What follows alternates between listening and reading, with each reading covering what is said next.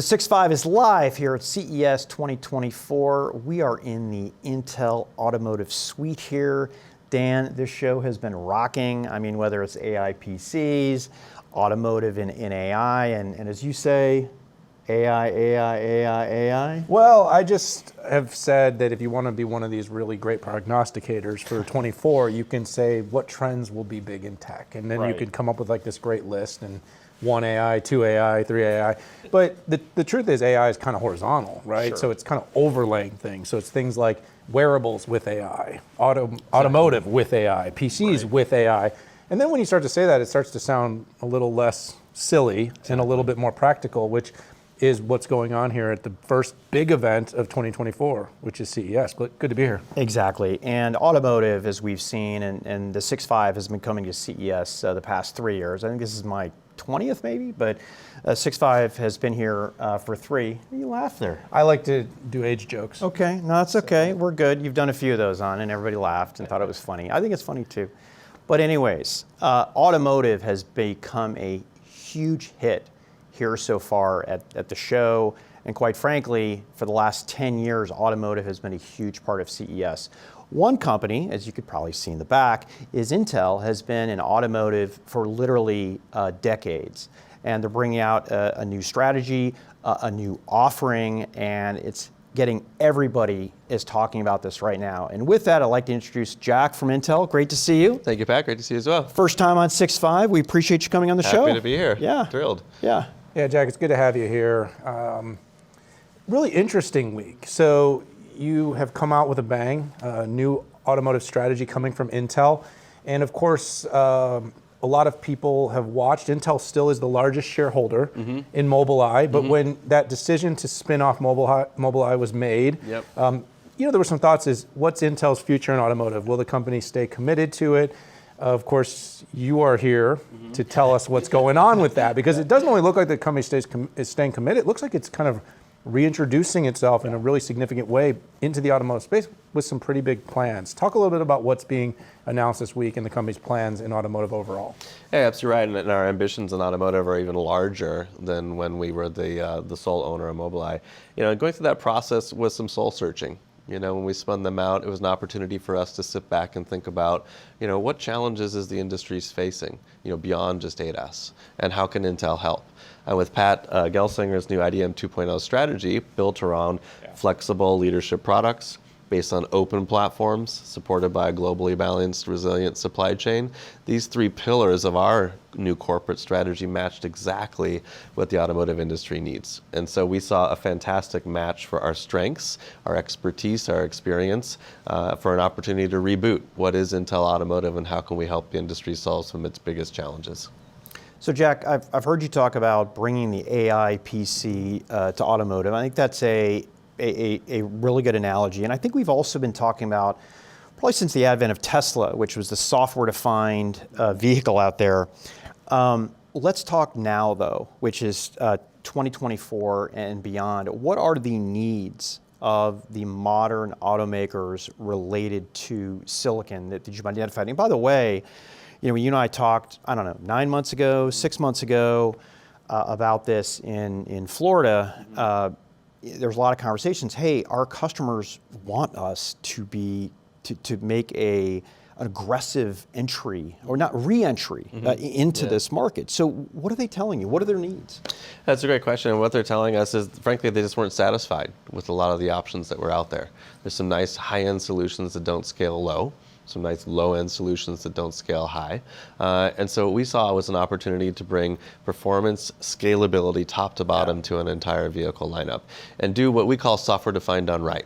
So not only do we bring AI to the car from the AI PC, but when you consolidate workloads, you need a silicon foundation like the one that we've built for 20 plus years in the data center that support multiple different workloads from different operating systems running all at the same time on the same piece of silicon.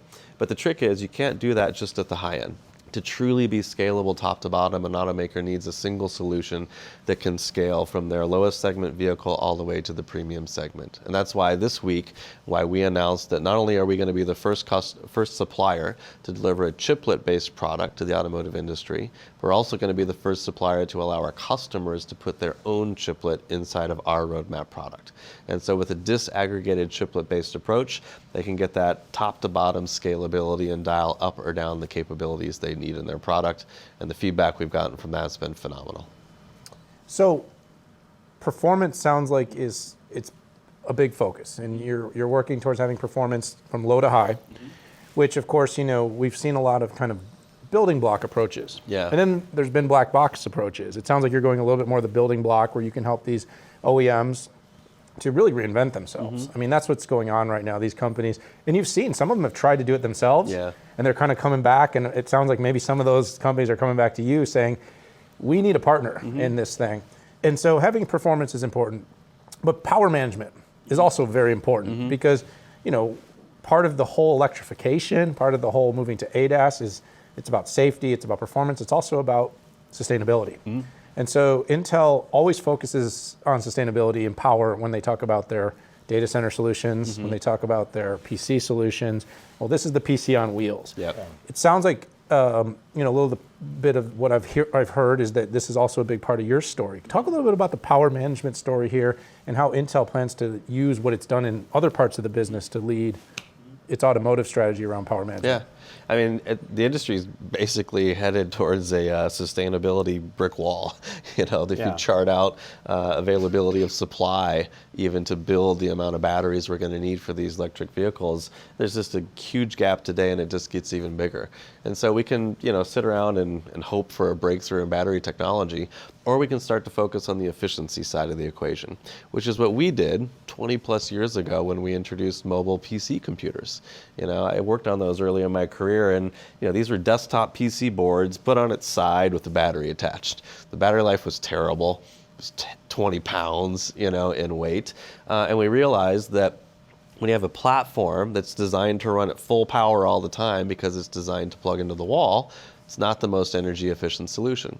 So industry standards like ACPI we created to be able to more intelligently manage energy in the PC platform, and that's how we get the battery life that we have for even more powerful computers today. Well, in the automotive space and in electric vehicles in particular, that vehicle platform was designed to run behind an internal combustion engine, an energy source that even when it's idling, you've got so much energy to go around, there's no point in power managing the electrical components that are inside the vehicle. So we're just going to bring these same proven and used concepts from the IT industry, apply it to a vehicle platform, and we were thrilled to announce this week with SAE that we'll be chairing a new work group to bring those concepts to the automotive industry. So I want to bring up Chiplets. So first of all, it makes total sense. By the way, I love the IP that your customers can bring in a chiplet. I mean, in a way, I feel like I've been promoting that, or not promoting it, but talking about the benefits of that for a long time. And chiplets are just a very elegant way to be able to do that. You solved a lot of problems with Foveros as an example, but do chiplets help with the more and more chips being consumed overall in a car? Is there a way that chiplets can help with, I'll call it, silicon sprawl, for lack of a better term? Yeah, they certainly can help from an integration and consolidation standpoint, because rather than having to have full, discrete, monolithic designs everywhere throughout the car, you can take just the elements of that monolithic design that are relevant, put that on a chiplet, and integrate that into a larger system where you already have a powerful CPU, GPU, and other I/O components. So if you think about the silicon footprint in a car, think about how much of that silicon footprint is duplicated. It's the same I/O blocks, talking to the same communications buses. So when you consolidate, not only do you get efficiencies in terms of consolidation scale from a software standpoint, but absolutely that would extend to silicon footprint as well. Well, Jack, it's been great to hear a little bit about where the company is, and of course, congratulations. It's been Thank you. pretty fast pivot because you guys made the decision, did the spin off, and like I said, you're still heavily invested there. But now you've got two plays, and you've been able to reestablish and seemingly win some early confidence in the market. How does this evolve? We know the companies that you're partnering with, for instance, putting their chiplet inside of inside of your software can give them an advantage to move quicker. Where do you see it maybe in a year when we're sitting here again? What are we talking about? Yeah, it's super interesting to think about because for sure, if we think even just this decade, this industry is going to look completely different by the end of this decade than it does today.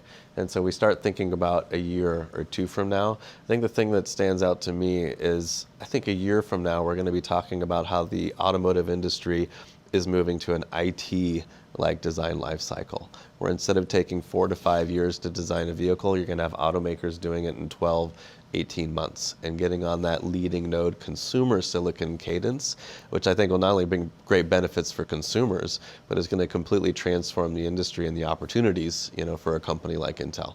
And so that's why we think this is absolutely one of our best growth opportunities we've got for our company and a perfect match for our new IDM 2.0 strategy. So Jack, what does the foundational sort of first run of technology look like? Well, as we announced this week, we're launching our brand new first generation line of software-defined vehicle SoCs. So this is an amazing combination of the AI PC from an in-vehicle experience standpoint with proven in use silicon-enforced virtualization capabilities for workload consolidation in the vehicle. It's a family of different products. They'll start commercially shipping later this year. And as we announced with Zeekr, our first OEM already committing to use the design, and stay tuned for more later this year. Excellent. Well, Jack, I want to thank you so much for sitting down with us here at CES. A very strong start to the story, to the business. I look forward to following. I'm sure Pat does too. Hearing about design wins, hearing about where Intel lands. Of course, you're strategically in the background working with a lot of the automotives and the OEMs. CES, we love to hear the wins, seeing the designs, and then of course experiencing. Like you see in this demo room here, getting to experience the technology in real time. We're also both car guys, so it doesn't hurt. But thanks so much for sitting down with us. My pleasure, guys. Great to be here with you as well. Thanks. All right, everybody, we are here at CES 2024 in the booth inside the automotive demo suite at Intel's Experience. That's a lot, that's a mouthful, but it's a great experience. If you're here at the show and you happen to catch it, stop on by if you can get in and check out all the stuff that they're doing. But for this episode of the 6-5, for Patrick Moorhead and myself, we've got to say goodbye. Thanks for tuning in. We'll see y'all later.